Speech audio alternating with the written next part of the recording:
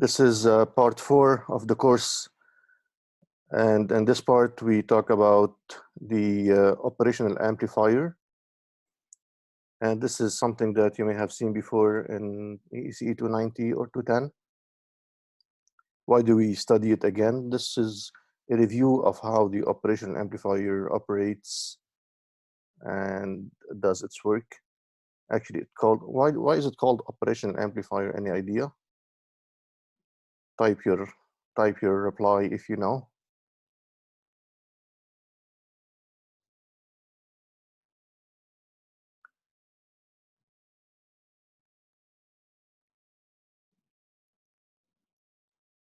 Operational amplifier. It's called operational amplifier because it does all kinds of operations. And we will see many of those operations like addition, subtraction, multiplication, division, calculating exponentials, calculating integrals, calculating derivatives, and so on and so forth. So it does all kinds of mathematical operations. That's why it's called an operational amplifier. Okay, so this is the operational amplifier symbol. And we will start first by considering the ideal op-amp. Whether ideal or non-ideal, it will have two inputs.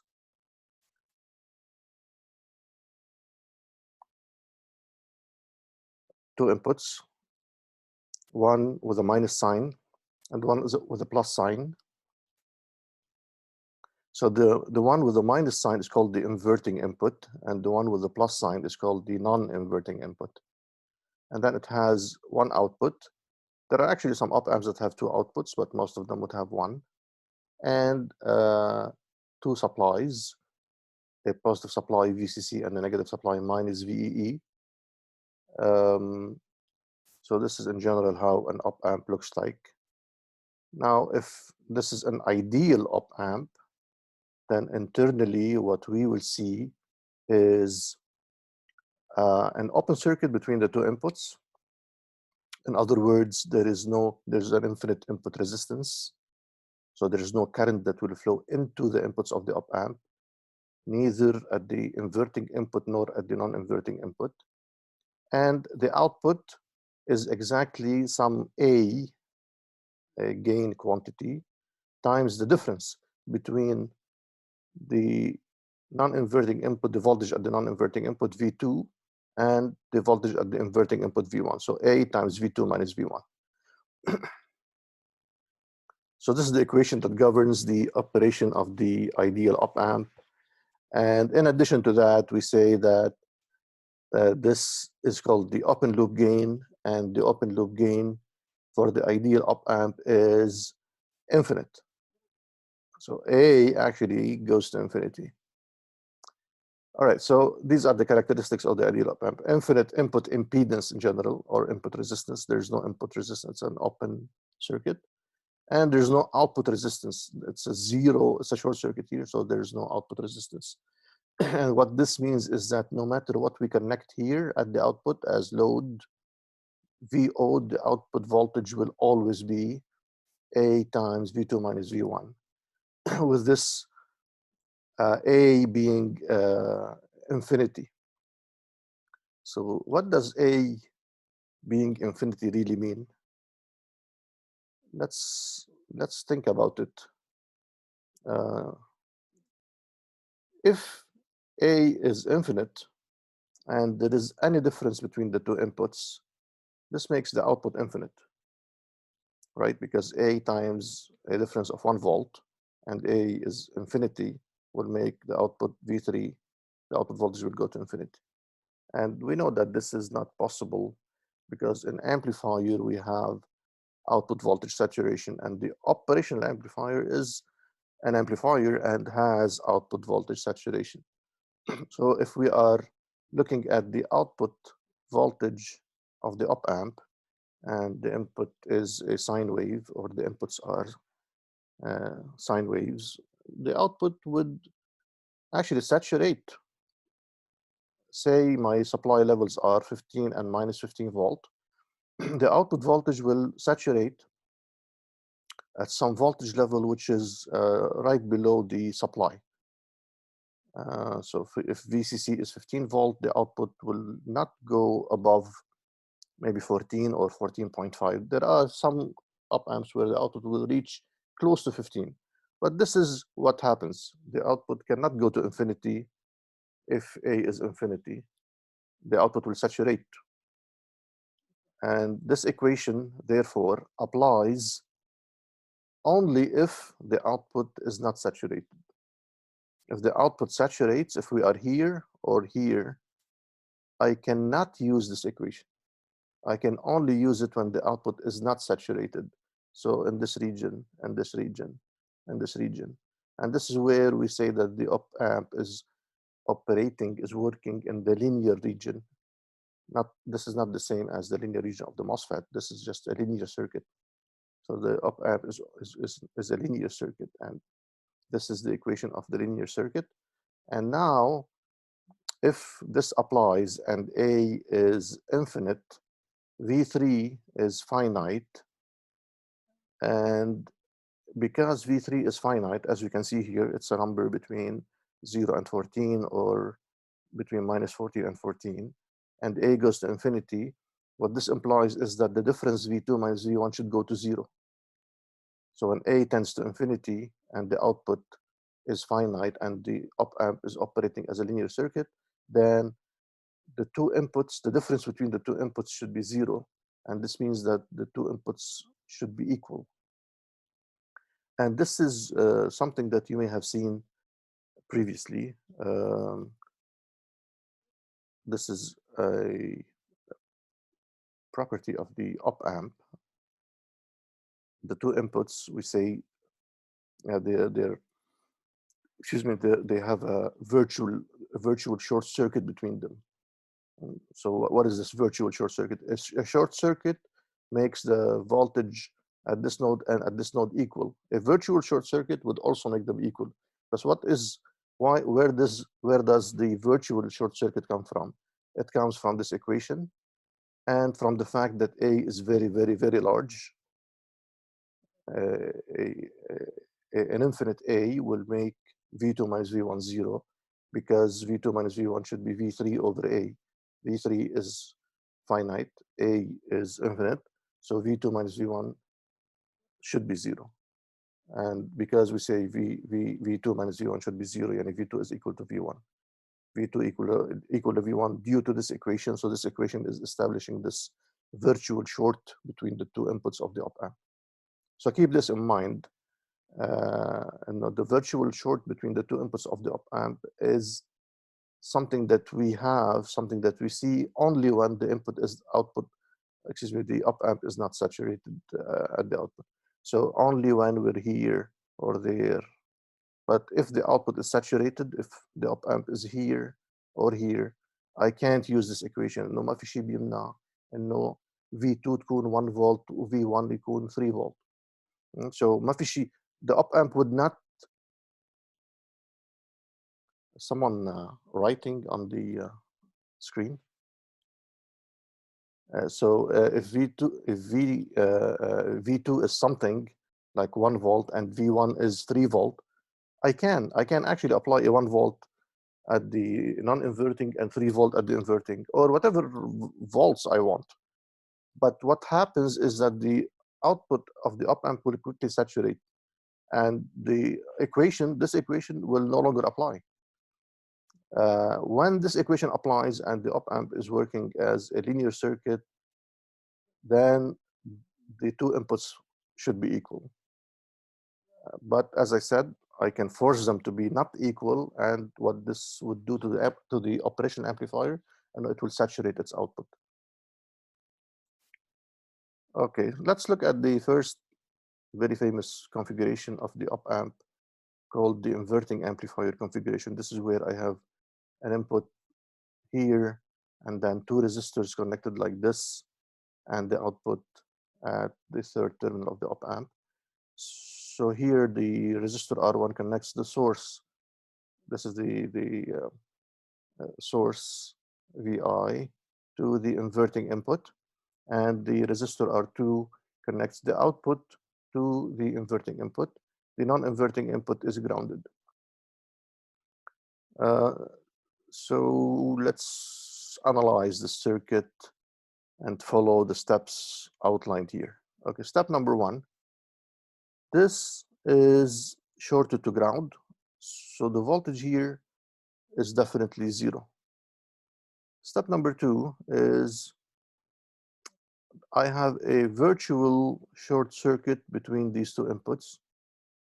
In this inverting amplifier configuration, I want the op amp to be working as a linear amplifier, and the output, I don't want it to be saturated. I want to avoid output saturation.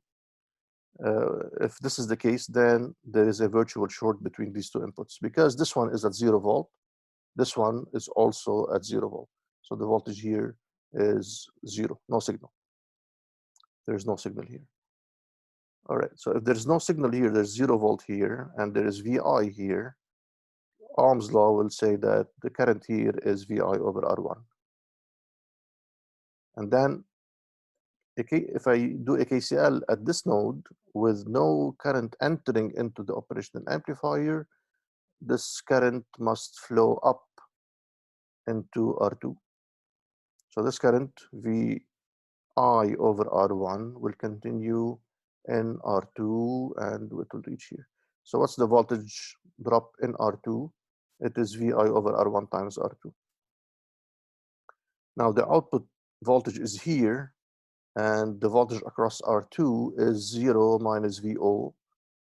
So 0 minus VO is VI over R1 times R2. And this is the equation that will give us the well-known result that the voltage gain VO over VI in this case is minus R2 over R1. This is a well-known result from circuits, that the voltage gain of this configuration is minus R2 over R1. And what is nice about this is that even if the op amp is not ideal, or no matter what op amp I use, I almost get exactly minus R2 over R1 as gain. And it's a very simple way to build a very quick, to very quickly build a simple amplifier. If I want a gain of say minus 10, then I just use R2 over R1 equal to 10. So for example, R2 equal 10K, R1 1K, and I get a nice amplifier with a gain of minus 10. Okay, so I'll stop to read the question of Shafi and what would happen if we switch the inputs, the inverting and the non-inverting in the circuit. We will look at the non-inverting amplifier configuration next, and we will see how it will work. But if I take exactly this circuit and I invert the inputs, it won't work. And we will know why when we study the topic of feedback. The input resistance is VI over II. This is VI, and this is the input current. And the input current is VI over R1. So it's not hard to show that the input resistance is R1. The output resistance is 0 if I assume that this is an ideal operational amplifier. So these are nice, simple characteristics for a decent amplifier that gives me inverting gain, uses one op amp and a couple of resistors.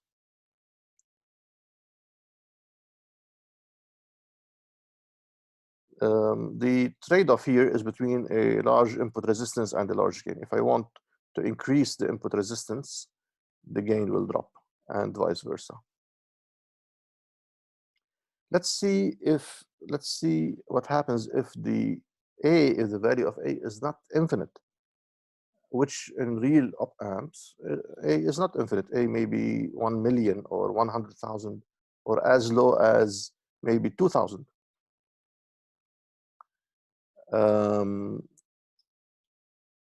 So the effect of finite open loop gain, we will study it by repeating the analysis, but with A not infinite.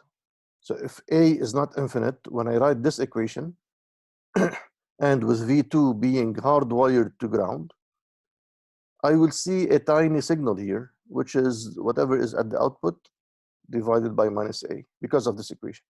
So if V2 is 0 because of the wire to ground, V1 will not be 0 if A is not infinite. V1 will be minus VO, will be the output minus negative VO over A.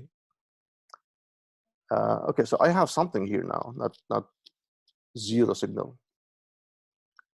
And if I now rewrite the equations, that the input current here is VI minus the signal here over R1, and it's equal to the current here, and rearrange the terms and simplify, I get this expression for voltage gain, which is minus R2 over R1, the original expression, divided by 1 plus R2 over R1 over A.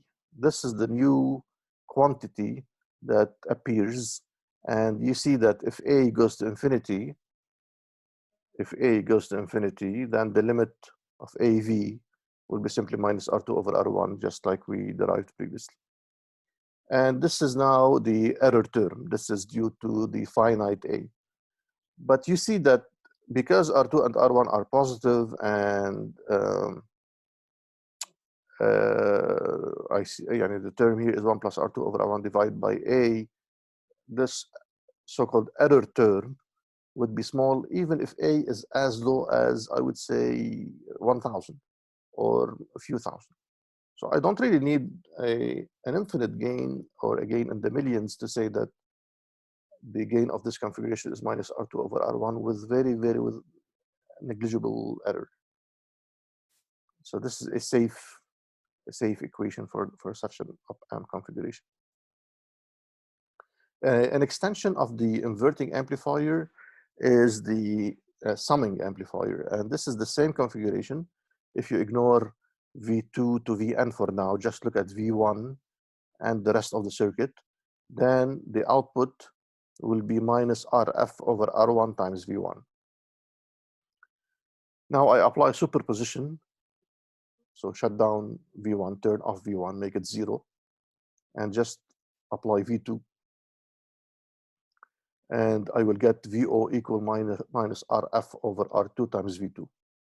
And then turn off V1 and V2 and just apply Vn. And I get VO equals minus RF over Rn times Vn. And then after I apply superposition, so V1 alone will give me this term.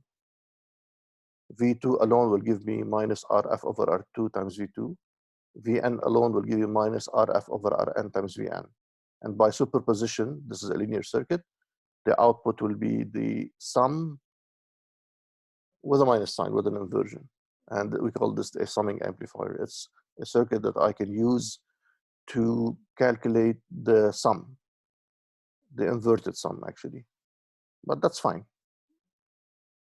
And it's a general sum. It's like a weighted sum. I can have different weights. I can calculate 2V1 plus 3V2 plus 1.5 Vn. How can I get rid of the minus sign?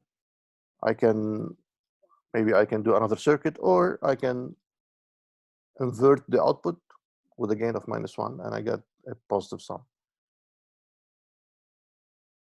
Okay, I'll stop here for questions, and there's already one question by Sharbil. Advantages of having an infinite input resistance and zero output resistance. Okay, the advantages in a voltage amplifier, the ideal configuration is to have an infinite input resistance and a zero output resistance, because what this does is that it will not affect whatever is at the input. So if I connect a signal source to the input of the amplifier, the input voltage will be the signal source voltage, because the input resistance is infinite. The amplifier does not load the source. And if it has a zero output resistance, it means that no matter what I connect at the output, I will get the same output voltage. And this is the ideal behavior for a voltage amplifier. That it does not load the source from the input side and is not affected by what's loading it at the output side. So the input voltage will be the same and the output voltage will be the same regardless of what we connect to it. Any other questions? Please type it if you would like to ask.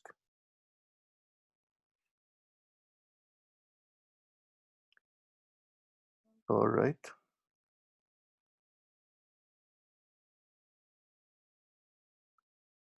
The non-inverting is a similarly simple configuration for an amplifier that does not invert between input and output, and therefore gives positive gain. In this case, the input signal is directly connected to the non-inverting, to the plus input, to the non-inverting input of the op amp. And I have two resistors connected like this, one from the output to the inverting input, and one between the inverting input and ground. And here, come in, we can recalculate the ratio VO over VI. And starting here, I have an input voltage connected to the plus input. And because of the virtual short circuit, if this is ideal and has infinite open loop gain, because of the virtual short circuit, the signal that should appear here should be exactly the signal that appears here, which is VI. So VI is applied here, and because of the virtual short circuit, VI appears here also. And the current in R1 will be VI over R1, and the current in R2 will be the same because there is no current that enters into the input of the op amp. So the current here is VI over R1. The voltage here is VO, the voltage here is VI, and the current here is VI over R1. So VO minus VI over R2 is VI over R1. VO minus VI over R2 is VI over R1, and we can derive from this, again, a well-known result for this op-amp configuration, that the voltage gain is 1 plus R2 over R1. For this amplifier, the input resistance is infinite because the input current is 0. The input here is connected directly to the op-amp, which means that there's no current that will flow in, and therefore the input resistance is infinite. And the gain is positive and larger than 1. If A is finite, I can repeat the analysis, and I get the previous result, 1 plus R2 over R1, divided by 1 plus this error term of 1 plus R2 over R1 over A. And of course, if A goes to infinity, this goes to 0, and I get back just this.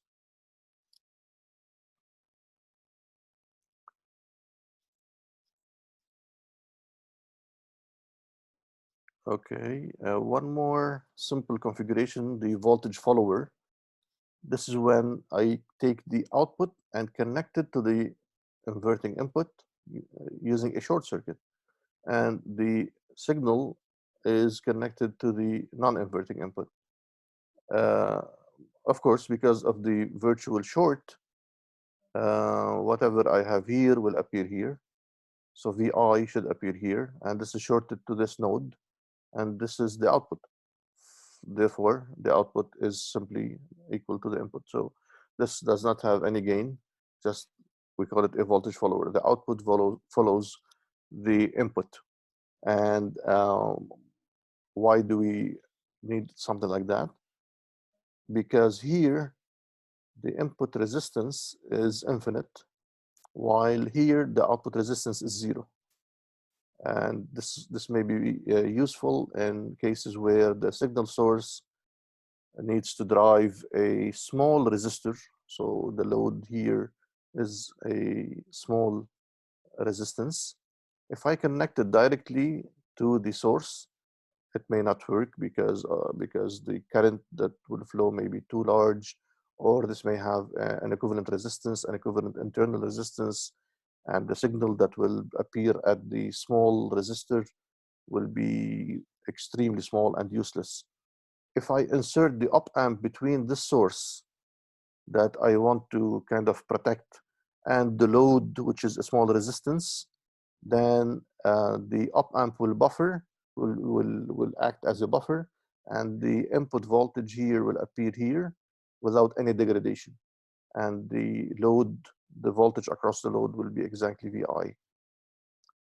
So we get, effectively, we get a relative large gain if we compare the case when I connect the small resistance directly to the source compared to connecting the small resistance after the voltage follower. The gain may be quite large. And this is the equivalent circuit. You see the infinite input resistance and the 0 output resistance. This is what we call voltage follower or voltage buffer.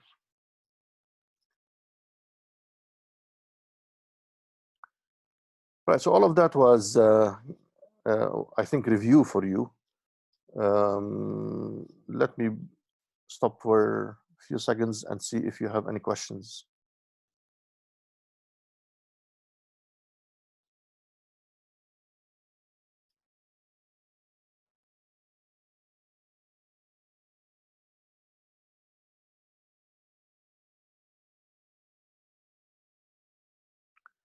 All right. Difference amplifier. This is an op-amp configuration where we want to amplify the difference of two signals. Now I have two signals and I want to amplify their difference. You may say that, okay, well, op-amp itself is a difference amplifier, so why would I want to build a difference amplifier?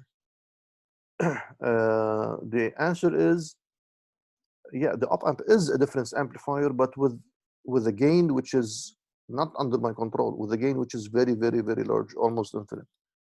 I want to build a difference amplifier with, say, a gain of 15.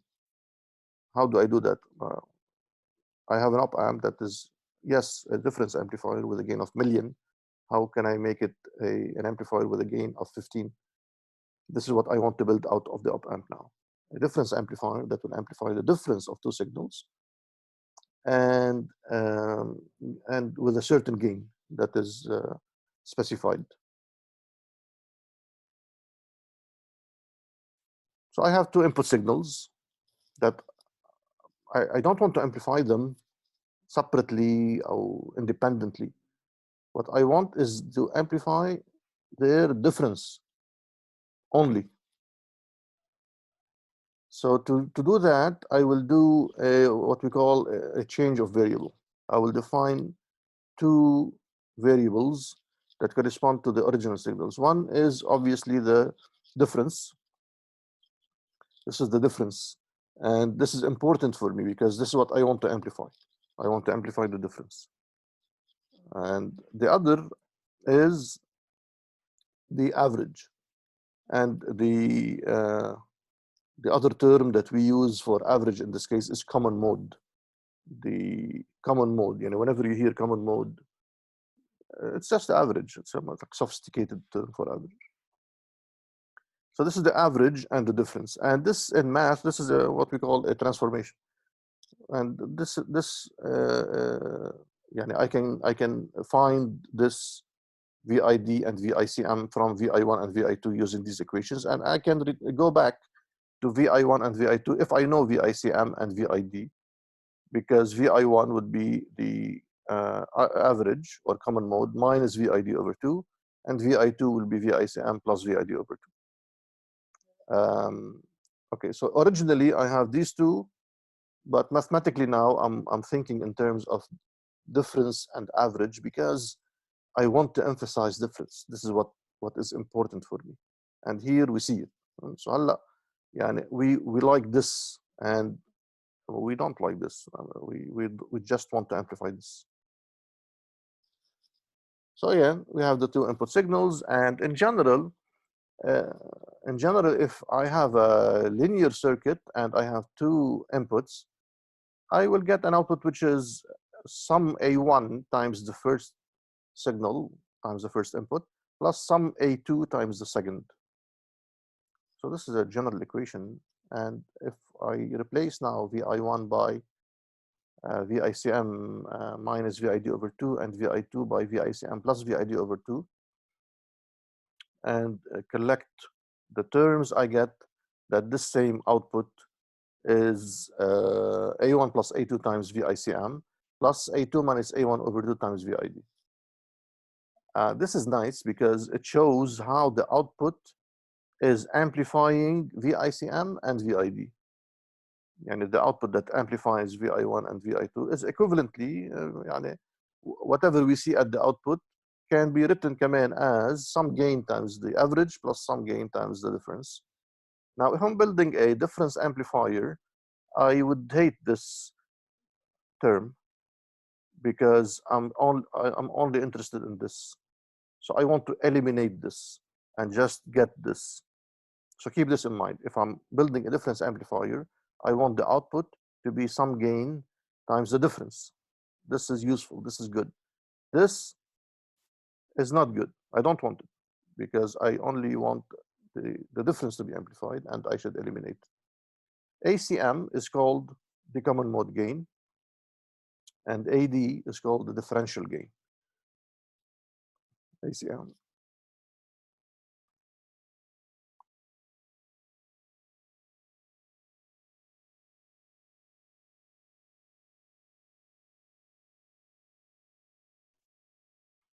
Okay, so ACM is the common mode gain, and AD is the differential gain. And mathematically, the equations that give us ACM and ADR, ACM is VO over VICM when the two inputs are equal, when VD is 0. And AD is VO over VID when VICM is 0. That is, VI1 is minus VI2 equal to minus VID over. So these are just the definitions of AD and ACM. We will use those later in the operational amplifier part and the differential amplifier part also when we start building these amplifiers using transistors. All right, so after this change of variable and the corresponding mathematical analysis that gave us the equations and emphasized this useful term and this useless term, let's see how we can build a circuit that gives us something like this. So let's consider the circuit. And these are the two inputs. And let's see what is the expression for output and whether this can be used to amplify just the difference between the two inputs. How can I analyze this? Superposition is very useful in this case. This is a linear circuit with two inputs and one output. I will turn off one input, so set VI2 to 0, find the output as a function of VI1, and then turn off VI1, set it to 0, find the output as a function of VI2, and then the output will be the sum of the two after I finish the calculation of VO2 as a function of VI1 and the expression for VO2 as a function of VI2. I just add the two together, and that's superposition. All right, so let's do that. Let's use superposition. The first step is turn off VI2. So make VI2 0. Yani VI2 is now shorted to ground. So R3 is shorted to ground. And let's calculate VO as a function of VI1 only. So this is VI2 shorted to ground and VO1 as a function of VI1 only. Well, this is exactly the inverting op-amp configuration, because even with R3 and R4 there, because there's no input current here, there's no current here, there's no current here, this will be 0. So it's as if this is connected to ground, and the circuit is an inverting op-amp amplifier, which means that VO1 or VO due to input 1 is minus R2 over R1 times VI1. So that's easy. Okay, the second part of superposition is when we turn off VI1, set it to 0, and just keep VI2 and find VO2 as a function of VI2 now. Now this looks like the non-inverting op-amp amplifier. It looks like the non-inverting, but with R3 and R4 there. Well, non-inverting, the input was applied directly here. Now the input is here. But because there's no current into the op-amp, I can find this voltage here by what's called the voltage divider formula. So the voltage here will be R4 divided by R3 plus R4 times VI2. And this will be the voltage here. And the output will be 1 plus R2 over R1 times this one. All right, so 1 plus R2 over R1 times V plus, the voltage here. And V plus is what? R4 over R3 plus R4 times VI2. this term. Okay, so this is VO as a function of VI1 in terms of VI2 when VI1 is 0, and this is VO in terms of VI1 when VI2 is 0. Now we use the superposition theorem and we get this expression for the output. So when I have the two signals, the output will be this times the first signal plus this times the second signal. Okay, but is this a difference amplifier? I can't tell, but if I write the expression in terms of VID and VICM, maybe I can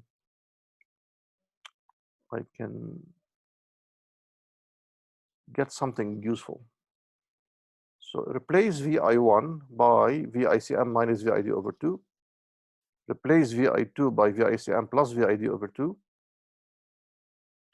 And multiply, collect terms, do simple math. At the end, we get this. All right, so this is VO in terms of VID and VICM. And this means that this must be what we call AD, differential gain, because this is what multiplies VID in the VO expression. And this must be ACM, the common mode gain, because this is what multiplies VICM in the VO expression. And this is a very nice result, because now if I want to build a difference amplifier, I want to protect this. This is very useful. This is what I want. And I want to destroy this. Can I make this 0 so that the output is only the gain times the difference? I think yes. I can make it 0 by making 1 plus R2 over R1 times R4 over R3 plus R4 equal to R2 over R1.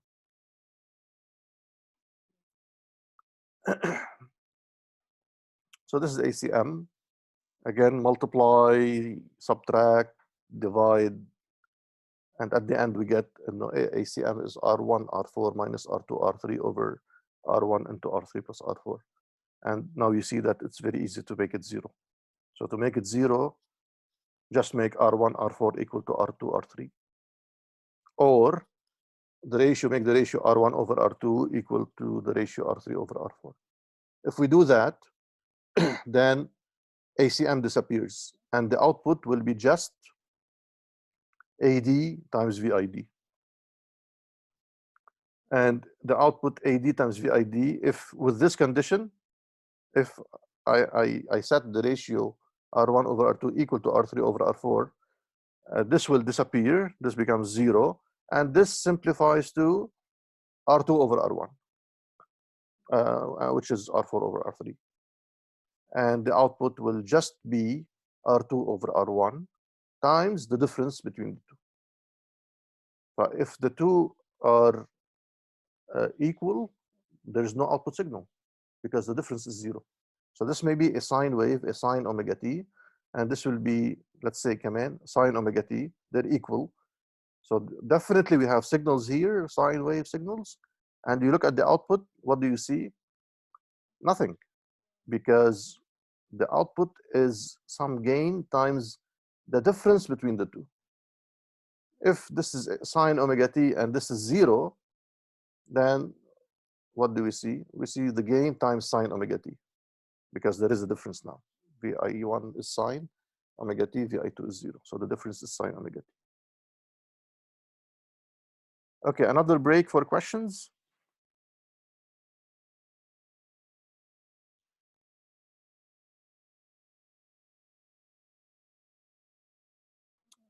Okay, I need someone to ask a question to make sure that you're following, you're awake, you're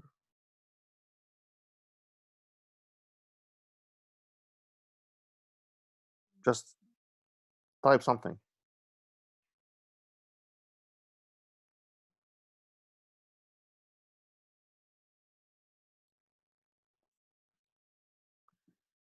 All right.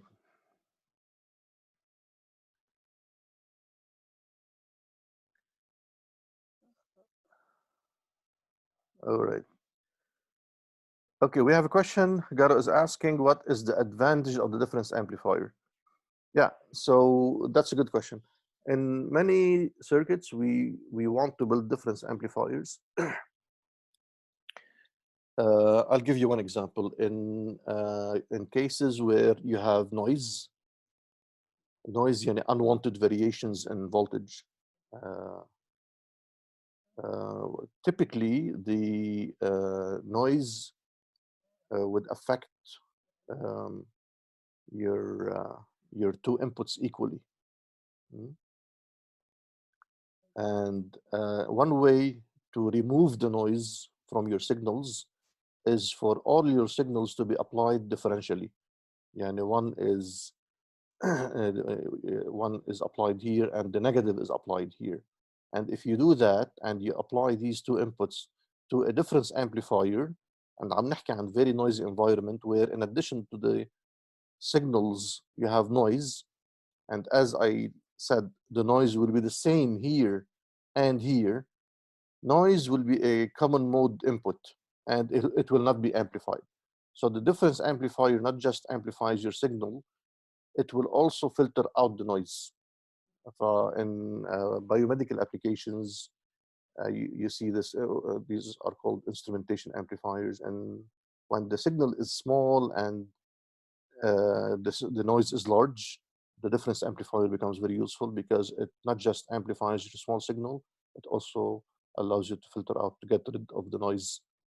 لأنه عم نستعمل هالproperty إنه the noise will be the same on the two inputs. All right. Any other questions?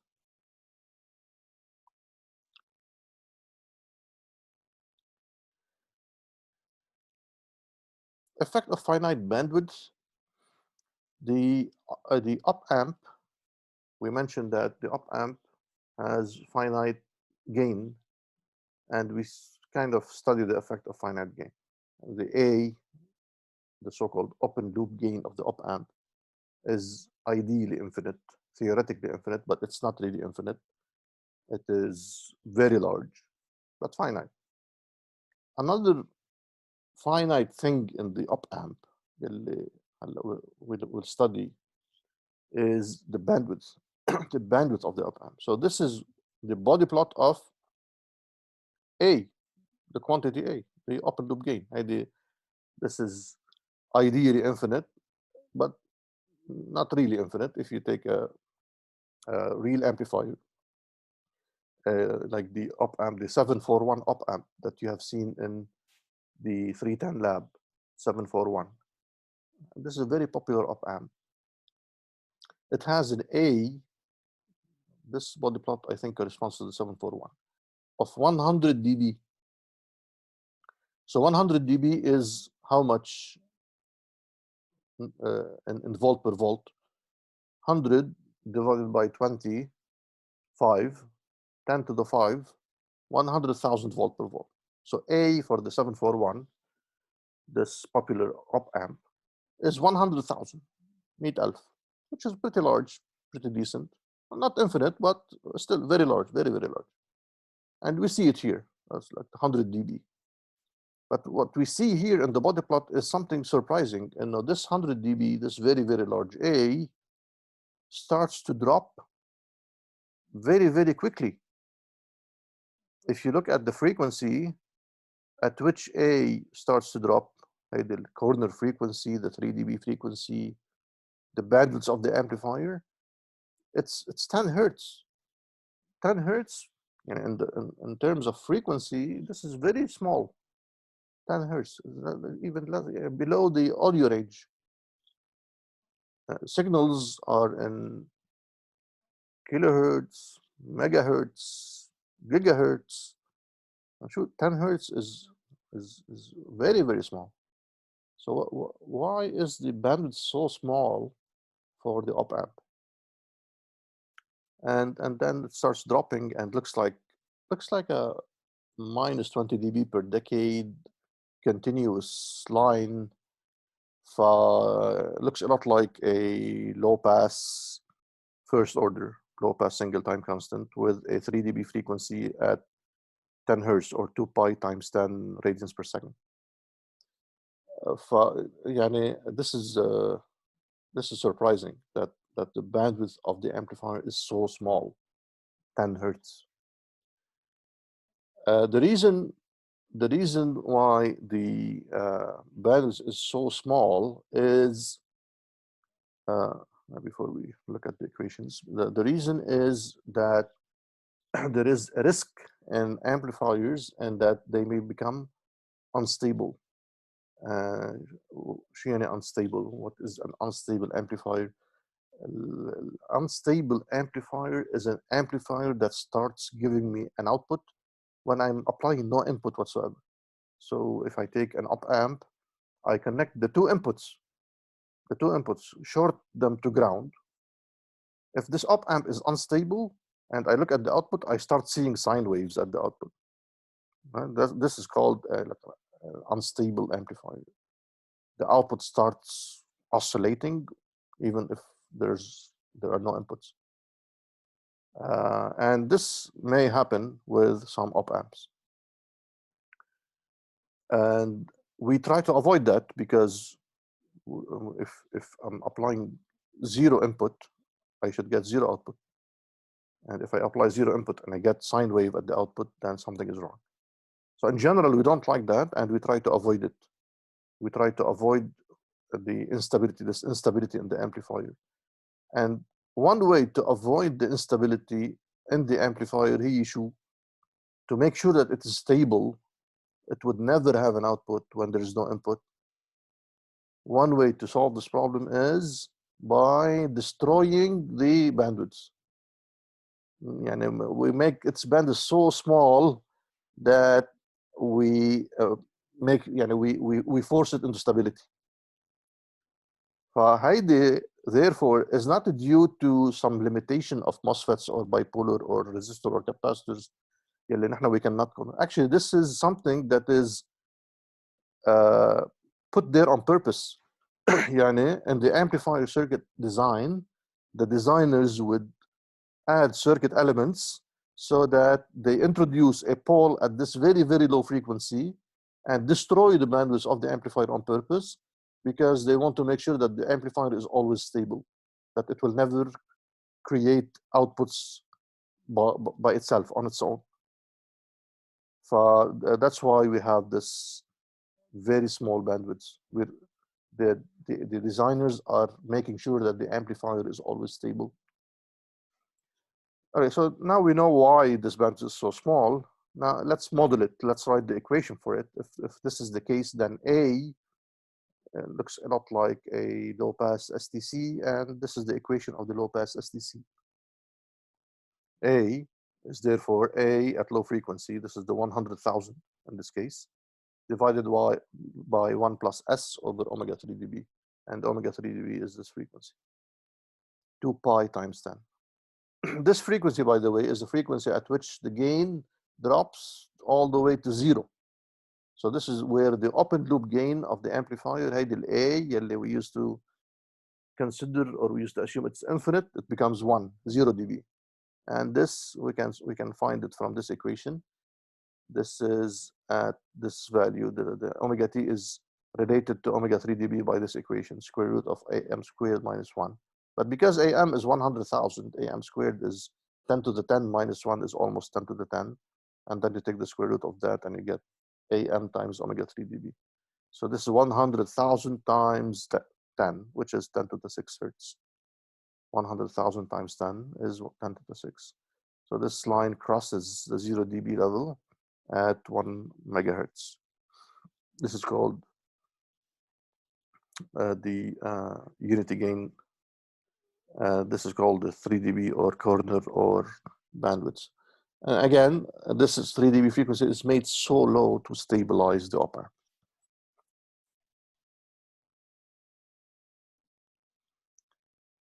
And if we have such an A, what is the effect of such an A on the inverting op amp configuration? We rewrite the equation that we derived for finite A, but now A is an A of S. And we get this transfer function. All right, I'll give a few seconds, maybe 10 seconds for questions before we stop.